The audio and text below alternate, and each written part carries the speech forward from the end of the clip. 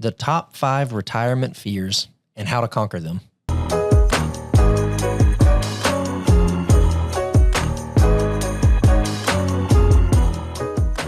Hello, and welcome to the My Father Said podcast, where we discuss all things faith, finance, and family.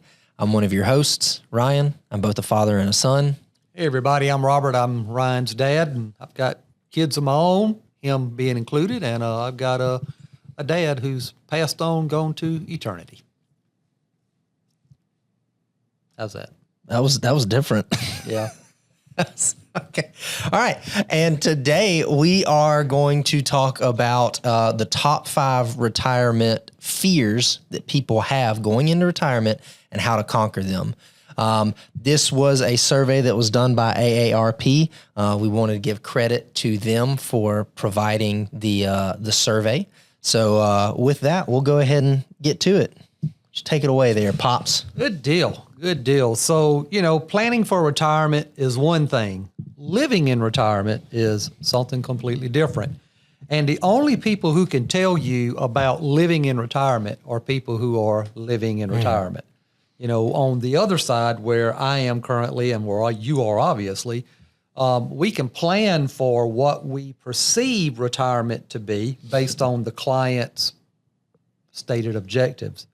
But until they've actually walked that path, they really don't understand what's there. And then when you get in retirement, from the things that I read, when you get in retirement, your eyes become open because there's things that you didn't anticipate, fears that you might have that reveal themselves once you're there. AARP did the study, and of course, I think they stand for American Association of Retired Persons or People or something like that. But so obviously this was a survey they took from doing a polling of, I guess, their constituents. And when you looked at this, I read these headlines and I thought this would be interesting to talk about. So let's dive into this. It says here that the number one fear that retirees have once they're in retirement is the fear that they will outlive their retirement savings. Yeah. Now, what does that mean? Well, if you stop and think about it, the definition of retirement essentially means, in the general terms, I quit my job, I no longer go to work. Right. And when you quit your job and you no longer go to work, you no longer receive a paycheck from said job that you quit. Right. I know that is probably elementary, but I'm not sure that we actually register that thought in our minds that, hey, I'm going to quit going to work, and every Thursday or Friday I'm used to getting a paycheck. That paycheck quits immediately. Right. So these individuals are having to live off a pension plan, perhaps retirement if they've begun that, Social Security, that is, if they've begun Social Security, savings or something of the sort. And it's easy to do on the front side when you're looking at that large lump sum of money. Right. But when you start taking money out, yeah, and then you see that large lump sum of money maybe begin to dwindle a little bit, nerves start to kick in. Right. Because you got health care costs and things like that are only going to go up. And the fear becomes, oh boy, what if I actually outlive my money, my savings? What happens? And that's a real thing. That's a real thing. It's, I want to retire. Can I stay retired? Yeah. That kind of thing. Because if you retire, let's say you retire at 65. Mm-hmm. You hop on Medicare immediately. You retire. You wait till 67 to draw Social Security.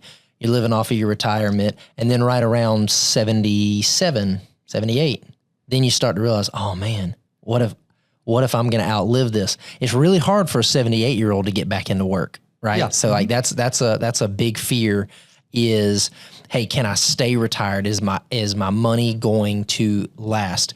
Is there going to be any changes to Social Security? Is that gonna make me outlive my stuff? Is there going to be changes with the tax code? Is that going to make me outlive stuff? So there's a bunch of that goes into it. Yeah. One of your options used to be, if you were in your 70s and you thought about, oh my gosh, my income's running low, I want to go back to work, you could always go to Walmart and be a greeter. Mm-hmm. Okay. Well, if you notice, I think that's going away because they've gotten rid of the cashiers. Mm-hmm. And pretty soon, I think they're going to have a machine when you walk by, it's going to say, "Thank you, have a nice day," and it's just going to be a machine. So I see that's even going away. So see, even the job that you could depend on in your 70s, the all ever important Walmart greeter, it's going to go away too. So how do you conquer these fears? Well, AARP had some suggestions.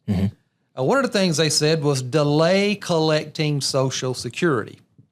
Now, see, if you reach normal or full retirement age and you choose to delay until age 70, for each year between normal retirement age and age 70, your benefit increases by 8%. Right. But at age 70, it no longer increases. You're at your max benefit at that point in time. I fall on both sides of the fence on this. Theoretically, if you're going to live a very long time, it pays to delay. Right. If you're going to die sooner than later, it actually pays to start when you reach full retirement age. The problem with that logic. When is it going to happen? Yeah. Who knows when your death is going to come? Right. So, I when I talk to clients, I just say to them, I said, hey, let's stop and think about it. The older we get, the longer we live, we're probably going to slow down. Our bodies are probably going to start letting us down. We're probably not going to be as active as we are right now at this moment in time. So when do you think you would enjoy the best use of your Social Security benefit? Now while you're active, or later when you're not as active? I mean, does it really matter to you at that point in time if you're laid up in a bed and you look and you say, hey, I've got $2,900 a month coming in versus $1,400 a month? You can't use either one of them, and chances are you're on Medicaid anyway. Yeah. So, that's probably the hardest thing that a financial planner has to do with a client, is to tell them definitively, this is when you should do Social Security, because it has everything to do when you die. Yeah. All I can do is, in the Bible, I know it says that it's appointed once for man to die. It doesn't say in the Bible when your death is. Right. It just says it's appointed once. So, the financial advisor, and I know there's others out there who look at it the other way. They're eternally optimistic that you're going to live a long time. Yeah. I like to be that way as well. Okay. But the reality is we don't know that. So I look at it from the standpoint of, when do I think physically I would better enjoy the monies that are coming in? So again, that's a personal preference. You're working right now. You're also 62. When do you think you're going to start drawing Social Security? Full retirement age is my plan, which is be around 67. Okay. So my plan is to start drawing then. I'm not looking at delaying it. I'm looking at going ahead and drawing it and getting it going. According to my financial plan, going from 67 to 70 really doesn't make any difference in my financial plan. Right. So why wait for something that I really don't need? Yeah. Let's just go ahead and get it, and let your mom have it, because she's going to get it anyway. Okay. That's good. She can do that. Another way that you can fight not being able to have enough in retirement is the catch-up provisions, right? So the IRS has got it set up, whether it is Roth IRAs, traditional IRAs, 401ks, simple IRAs, they all allow catch-up provisions for individuals that are 50 and above. And it's for exactly that. A lot of people, we hate to say it, a lot of people wait to save for retirement.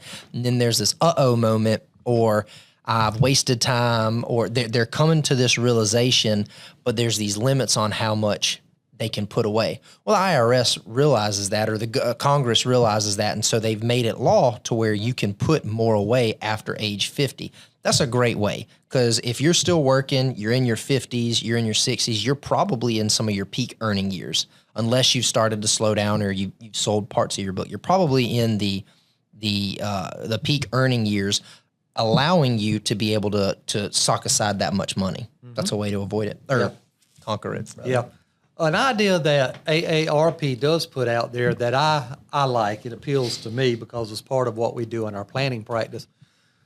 We always try to get our clients prior to retiring to make certain that they are financially where they want to be today as they approach retirement. And what I mean by that they have begun practicing living on less than they're bringing in. AARP suggests that you do a test run. Right. Do a test run for like 3 months of where you are just living on your income you're going to be living on in retirement, just to see if you can make it so that on this side of retirement, if there's any surprises, you can address them.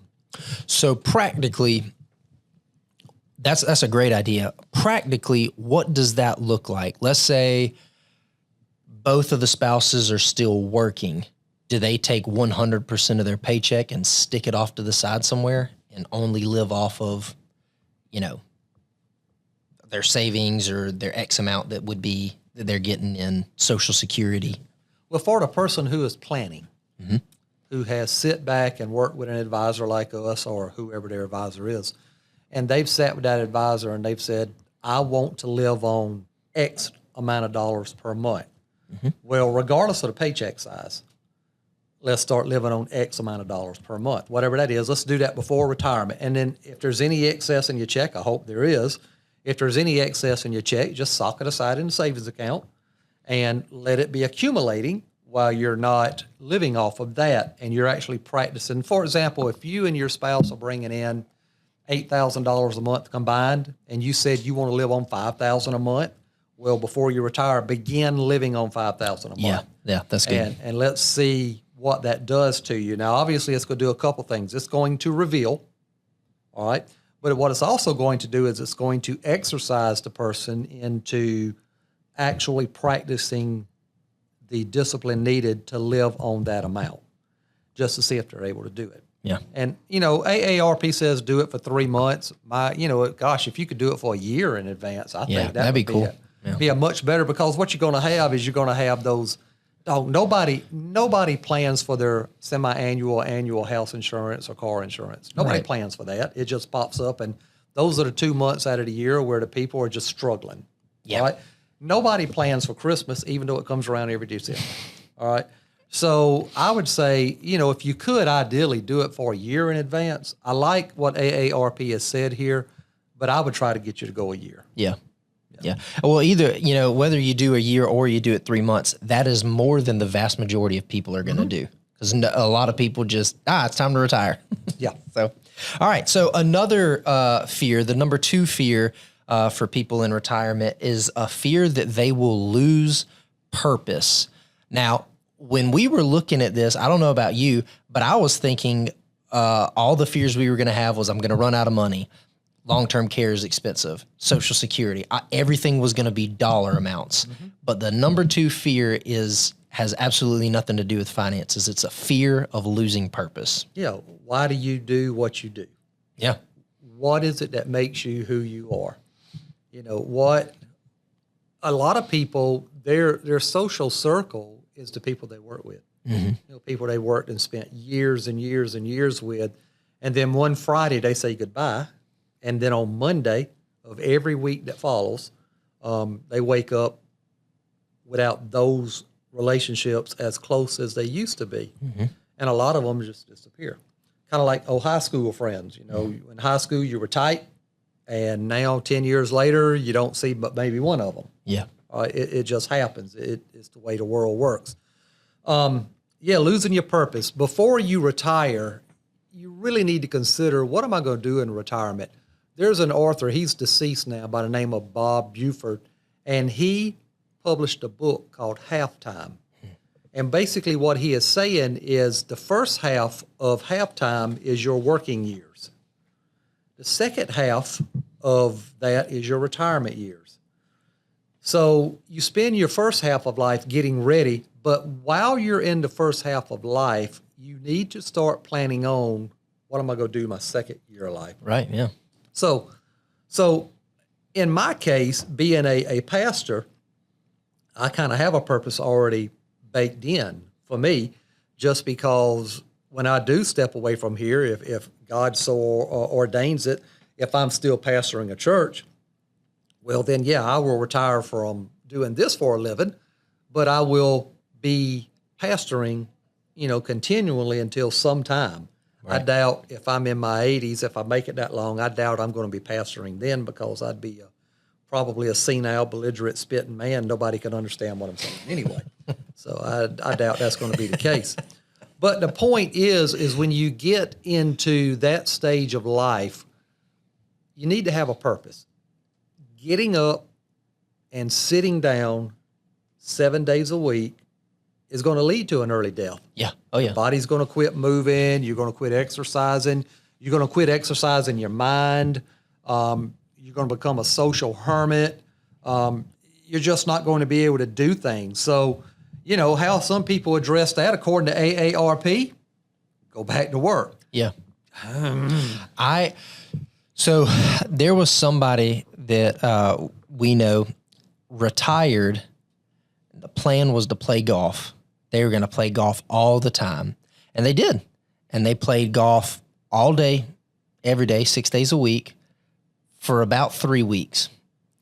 And then they said to us, there's only so much golf you can play. So they ended up getting another job. Now, the job is at that golf course that he goes to. Hey, good for them. But like that's the thing. You retire and you're like, oh, the golden years, I'm going to do whatever I want. And then you think it's golf, and then you play enough golf and it's like, I don't know now. So that's the back when I used to ride motorcycles, I used to love to go into the Harley Davidson shop and down at Thunder Tower off of Interstate 20 here.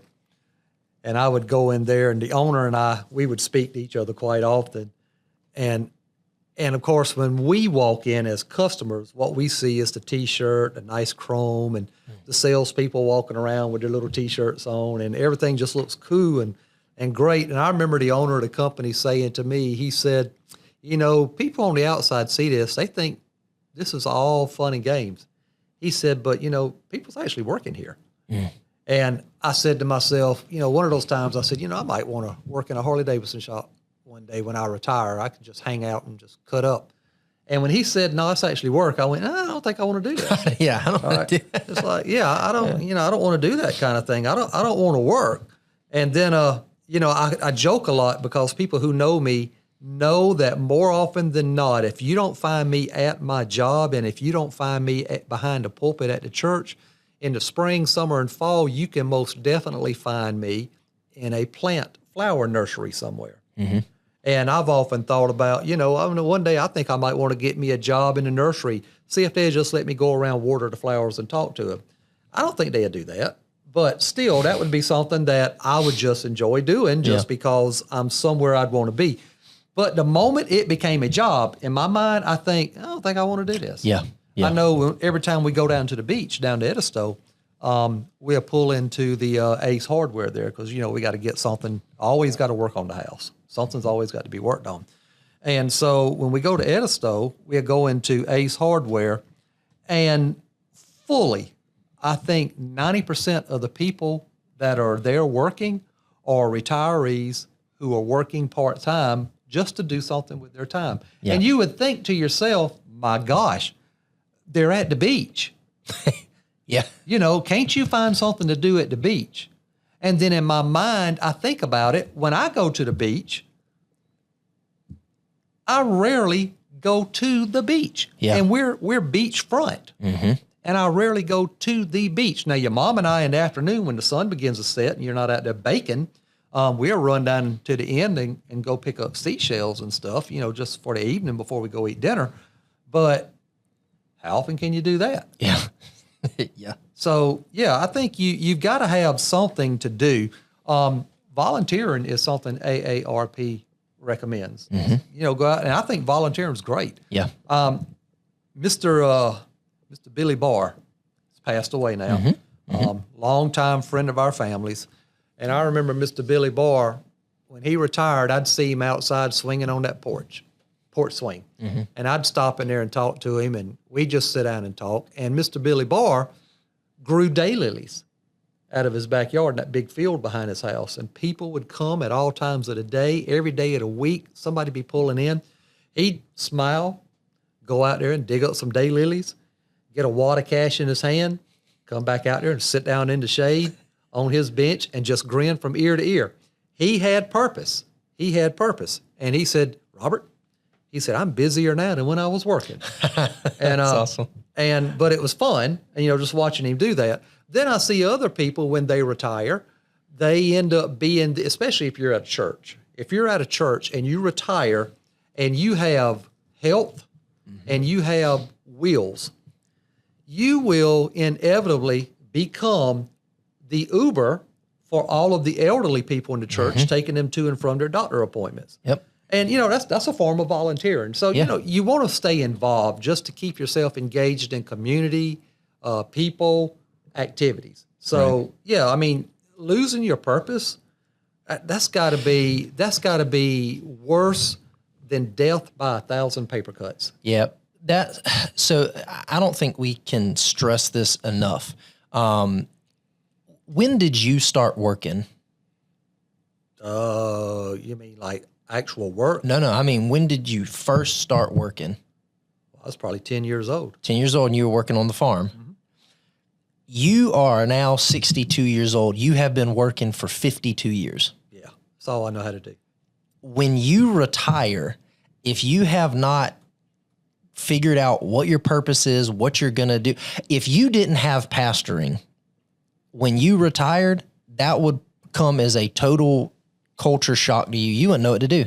You'd drive mom crazy. No, I wouldn't. I wouldn't drive your mom crazy because she'd put me out. I'd be out looking for a second home because she wouldn't even let me sleep in the other bedroom. Yeah. I would have to get a separate house on a separate piece of property just because she'd say, I'm not tolerating this. Yeah. Yeah. So I don't think we can stress that enough, especially your generation, as long as y'all have worked, and then to just stop it all of a sudden, you got to have something else lined up, or you're gonna go crazy. Don't retire from something, retire to something. Yeah. Right. Yeah. So. Yeah, absolutely. For our listeners out there, though, I encourage you, if you are approaching the time in retirement, and even if you're new in retirement, go look up Halftime, the book by Bob Buford. It is eye-opening, and it's probably one of the most recommended books that I give. You remember Pastor Steve Cloud, when he came at one of our very early podcasts, he introduced me to that book because he knew that I was in the preparation stages, beginning to start getting my mind shifted to the second half. Mm-hmm. And he recommended this book, and it has been a game changer. So I would encourage our folks out there who listen, go get that book. In addition to Financial Harmony, Personal Fulfillment, in addition to that excellent book, make sure you get Halftime as well. Yeah. Scott, what do you think about Financial Harmony, Personal Fulfillment? It's an amazing book. Good. I give it 5 stars. Hey, what was your favorite chapter? I love every chapter that mentions the podcast. And it happens often. When I see that podcast on the page, I get excited. It makes me want to go listen to the episode and see how y'all reference it. Those, I don't know if you've read the book, but those are good answers. Yeah. That sounded as evasive as anything I believe I've ever heard. Good. Hey, when you retire and you're in the second half, you should look into politics. That was good. So, all right. Fear number 3 that we see, or the AARP sees, is that you won't have enough health coverage in retirement, or sufficient health coverage in retirement. Yeah, that's real. That's real. I know that with the health struggles that your mom has had with cancer on several different occasions, and as I've gotten older, some of the surgeries that I've had from exercising for all things, Achilles surgery and stuff like that, health care cost is scary. Yeah, it is scary. I know that when I was in the hospital for that weekend 2 years ago, the bill was well into 50,000, and I really, other than the heart cath, I really don't know what they did. It's just cheaper to die. I think it is. I think it is. So yeah, healthcare is something, and You got Medicare A, you got Medicare B. Yeah, the alphabet soup. Yeah, Medicare A, you theoretically, the government gives it to you. They don't give you nothing. Somebody has to pay for it. Medicare B, you got to get when you're no longer working. And if you don't get it on time, then you get a lifetime penalty that follows you. It only pays for up to 80%, not necessarily 80%, but only up to 80%. So then you go and you get a Medigap policy. And what do we get? Do we get F, G, H, I, J, M, N, O, P? I mean, what do we get? And then, of course, you got vision and then you got dental. And you're like, okay, wow, let's do that. And then they created something called Medicare Advantage, which is different. And, honestly, as a financial planner, age 62, I'm starting to investigate which one do I want. And it's really hard because, I want to travel. Right. Well, if, my Medicare plans are in network, the Medicare Advantage plan may not necessarily be in network depending on where I am physically if I need, medical care. Right. Yep. And if you're not in network, then the expense for you going on that trip was more than the train ticket, plane ticket, hotel room. It was, everything else that's involved. So healthcare is really something, to me, that would be number one. I'd be more concerned about healthcare than I would be running out of money or outliving my money. Right. All right. Now, that's just me. So AARP suggests, hey, learn the Medicare alphabet. Yeah. And that's a good recommendation. Yeah, there's a whole industry that exists for people to explain and help individuals pick out Medicare, right? What's gonna be right for them? What kind of drugs do they have? Are those drugs covered? Is the Medicare or is the Medicare Advantage plan better for you? Yeah, and just because your sister Sally got certain plan does not mean that is the best plan for you. Right. Did Sally make a whole lot less than you? Did Sally make a whole lot more than you? Because, Medicare takes into consideration, your income. Yeah. Is Sally taking the exact same medications as you? Right. And does Sally go to the same doctors as you? I mean, it's truly, your health plan is truly, to me, the most individualized thing that's in existence today. Yeah. You got to go there. It's too bad we don't really have a lot more to say about the healthcare stuff, other than it's frightening. And I concur. Yeah. I agree with AARP on this. It would just been my number one. Yeah. Another thing you can do, obviously learn about it, talk to a professional. Another thing you can do if there's still uncertainty is just bump up your emergency fund, add more, start a rainy day fund for healthcare expenses, whatever that is. You get into retirement. I've had this emergency fund for however many years now. It's great. It's where I need it. I'm a little unsure about the healthcare. Just add some more to it. And then as you learn Medicare, as you learn the Medigap, as you learn Medicare Advantage, and you figure out what it is exactly that you've got a slush fund that you can lean into as you're learning stuff. Yeah. And something else you can do too, and a lot of people don't know this, is you could just die. And then you don't have to pay for anything. Well, that's not where I was going, but that is an option. But what you can also do is you can negotiate your bill down. Oh yeah. Get a bill in the mail. You just call them up and say, look, dude, I don't have that kind of money. I don't have that kind of money. So I can't pay you $15,000 for whatever it was that you did. Let's work up something else. What kind of break can you give me? Right. And when they say, well, we have cut it down to $11,000, you can say, well, I can't do that. What kind of break can you give me? What is something realistic? Because listen, you're working with somebody who don't have any money. I mean, have the conversations. Don't avoiding them is the worst thing you can do. It's like hiding from a debt collector and you're scared to go home because you're afraid they're sitting out on the deck. Right. And they wonder, well, if you've got a deck, how do you afford a deck, but you can't pay my, so you don't want them finding your house, talk to them. Speaking of books, cause you brought up Halftime, another great book is Never Split the Difference by Chris Voss. It's all about negotiation. The guy was a former, FBI negotiator, and he just talks about that. And he talks about negotiating stuff down, bills down, and stuff like that. So if in all seriousness, if you just hate confrontation, you find yourself in that situation and you do want to lower something, that is a phenomenal book on just the way to ask questions to get what you want. So Yeah. that's a good one. Number 4 that they had on here is fear you'll feel lonely. And it happens, whenever we get older, if we're married, more likely than not, one spouse is going to die before the other. Children grow up, they move away, they get their own lives. Their kids are growing up and having kids of their own. And, the circle of life just separates people.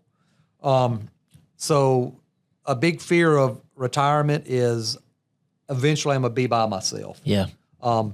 And I've seen it. I've been in the nursing homes when Mom was in the nursing home, and I'd go in and I'd visit people, and then I would speak to the nurses off the record, hypothetically speaking, because I don't want to get anyone in trouble with HIPAA. But basically, I would ask, hey, I noticed these certain people, I never see anybody sitting with them or visiting with them. In all the years your grandmama was in the nursing home, I never seen people sitting with these people. So I'd start asking the nurses, hey, does anybody ever come see that person? They said, no. Said their family member hadn't been here in years or sad. months. And that's very sad. That is sad. It is, that's got to be the worst feeling that any person has in their life, if their loved ones are still alive, to feel abandoned like that. Now, if their loved ones are gone, it is what it is. Yeah, still sucks. Yeah, so how do you conquer this? Well, AARP suggests, and I agree with it, build your circle. Yeah. Get out and see people. This is faith, finance, and family. Let's cut to it. Your church, right? Could you imagine going through something where you have got to go and be in a long-term care facility or nursing home and you don't have a church family? Who's praying for you? Who is coming to visit you? Stuff like that. God forbid something happens like with Granny, you have a stroke and you can't communicate. Who's coming to check on you, right? If you have got a family that you have built at your church, and people love you, we all see each other as a family, they're gonna come and visit. So we can't stress that enough. Yes, build your circle, have friends, have family, but don't neglect how important the local church is, being plugged into that family of believers. That's right. I remember when my dad died.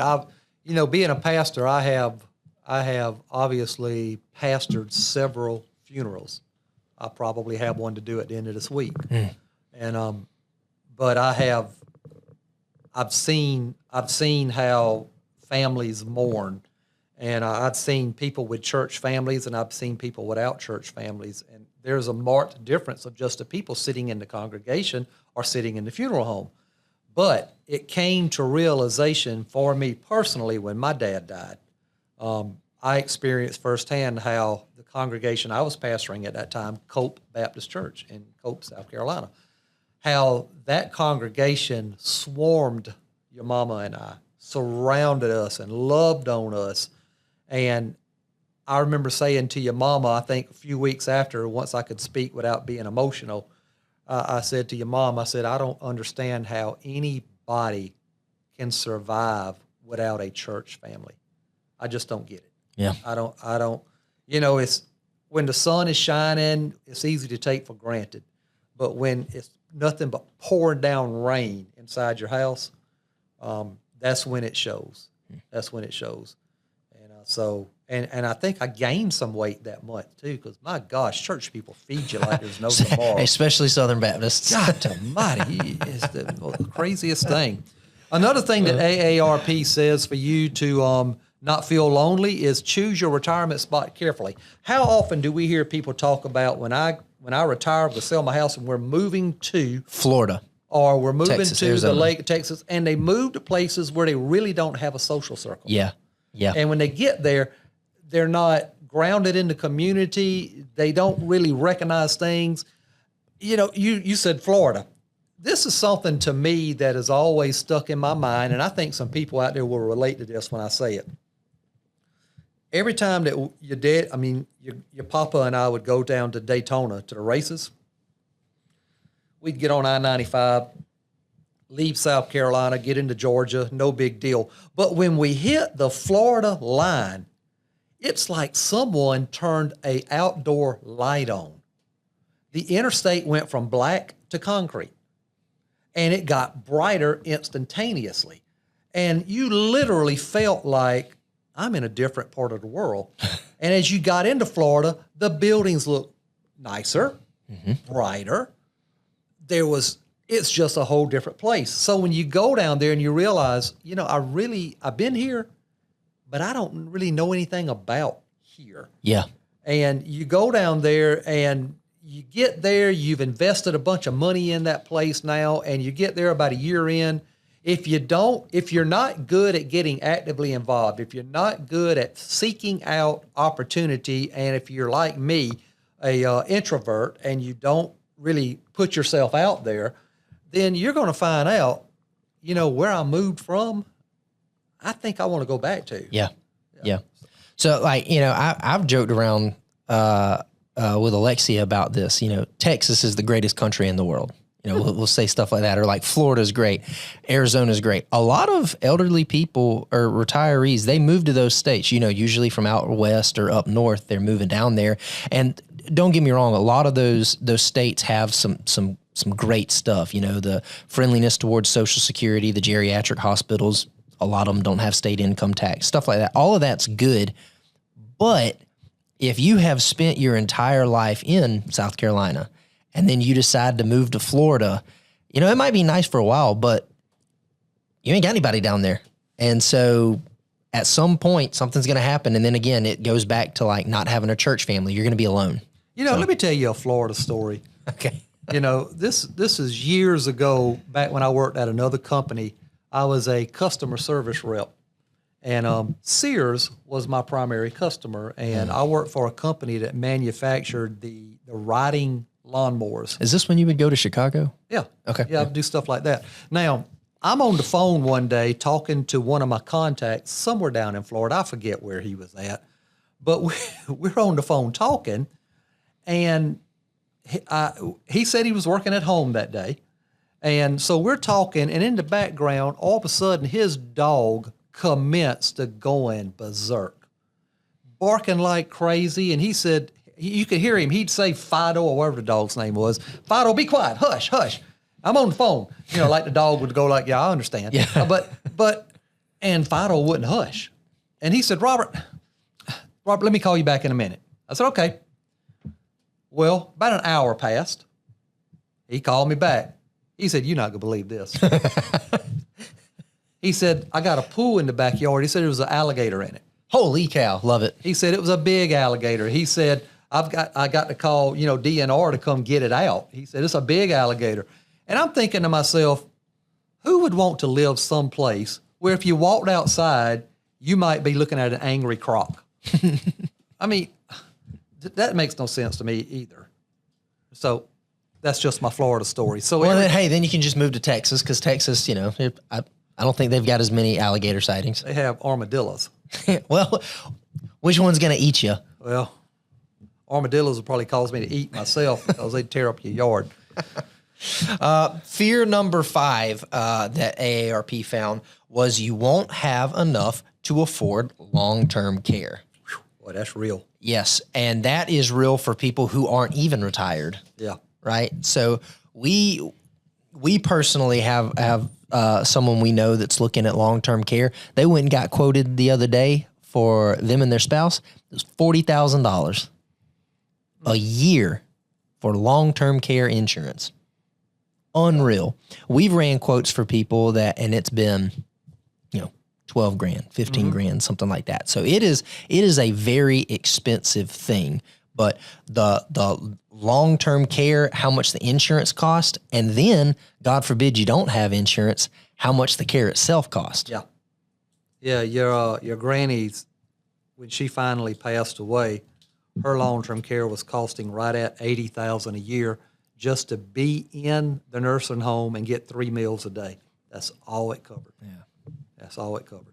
No rehab, no trips to the doctor, no medicines, no hair appointments or anything like that. That's just what it costs. And that was in Orangeburg. I would imagine in larger cities, it could be more, could be less because there's more places to compete for your residency. But I don't know. But I do know that long-term care coverage, my gosh, it's expensive. It used to not be as expensive as it is now, but because of advancements in medical care, people are living longer lives, not necessarily better quality lives, but medicine is keeping people alive longer. Yeah. And when all they can do is sit down and eat, and eat at times is questionable, it's hard. Yeah. And people just live that length of time, and they will.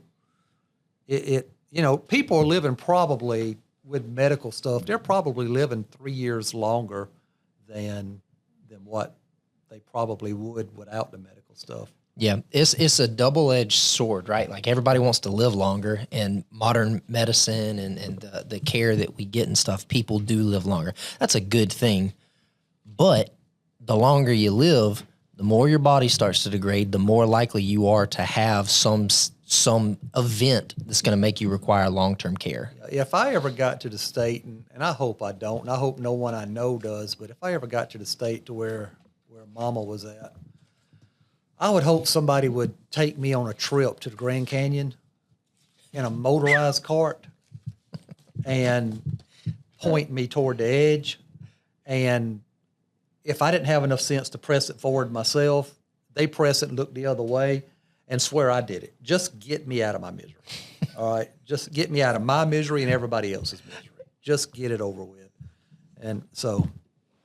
But, Well, hopefully it won't come to that. Yeah, hopefully it won't. Right, but I'm sure Scott would do that without blinking. Yeah. That's probably after he reads the book, probably. Give me a little bit of that insurance money. Yeah. But yeah, so AARP, the way to conquer the long-term care. I was talking about how expensive the insurance was.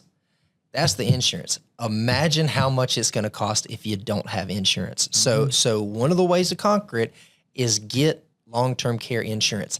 It does not have to be all the bells and whistles. It does not have to be the biggest policy. It does not have to be the longest policy, but having something is going to help. And hopefully you never need it, but if you do need it and you don't have it, that is a world of hurt. Yeah. So It sure is. other things with the long-term care, have family members, right, that are willing to help. It's the circle of life, as elderly, as parents age and their adult children start to age, they start to take care of them. Like mom was helping out a lot with Granny there at the end. She was, and the very end, your mom always wanted to bring Granny home. Right. But I had to remind your mom, because your mom's heart is bigger than her mind. All right. And because she, as I've said before, she'd give anybody anything. She'd give anybody everything. And, that's one of the reasons why I love her. Yeah. But at the same time, that's the main reason why I worry about her, is because people like your mom can be taken advantage of just because of her generosity. But I had to say to your mom, your mom's on the medicine now for, her cancer treatments. The number one side effect of the medicine that your mom is on, if I recall correctly, is it can, not it will, but it can make your bones brittle. Right. And I have to remind your mama of that. Granny was not a light woman. And, Granny would need help going to the bathroom, to and from the bathroom. Granny would need someone to wash her. Granny was basically an invalid. Mm-hmm. And I said to her, Granny needs 24/7 care. So bringing her home, especially you in your condition, I said, that's not going to work. Well, you also got to think about it. How far do y'all live from like emergency room or hospital? Oh yeah. It's a trip. Yeah, it's 30 plus minutes. God forbid something happens. I mean, that's not a good spot.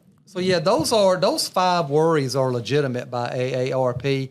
Hope you guys out there today got something from this. This is a little different than what we normally discuss, but we saw the topic, thought it would be interesting to bring it to you and just kind of talk out loud, maybe giving you some food for thought.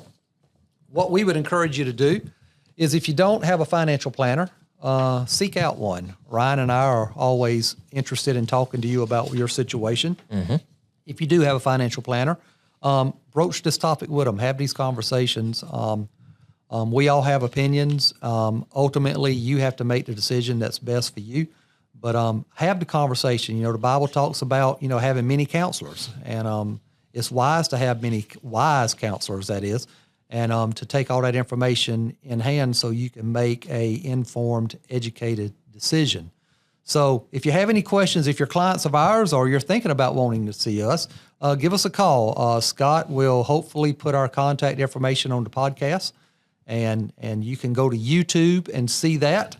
And again, Ryan's getting ready to make a cheap promotion on our book that he's got right over his right-hand corner here. We're desperately in need of people to buy our book because we put it out there and, we got to pay for this thing. It's kind of like the hospital. They want money. And the people who publish our book, they're saying, hey, we need some sales. So buy our book.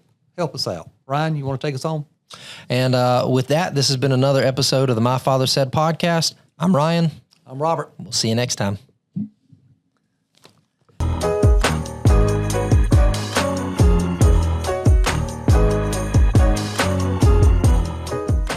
The opinions voiced in this video are for general information only and are not specific advice or recommendations for any individual. All performance reference is historical and is no guarantee of future results. All indices are unmanaged and may not be invested into directly. Economic forecasts set forth may not develop as predicted, and there can be no guarantee that strategies promoted will be successful.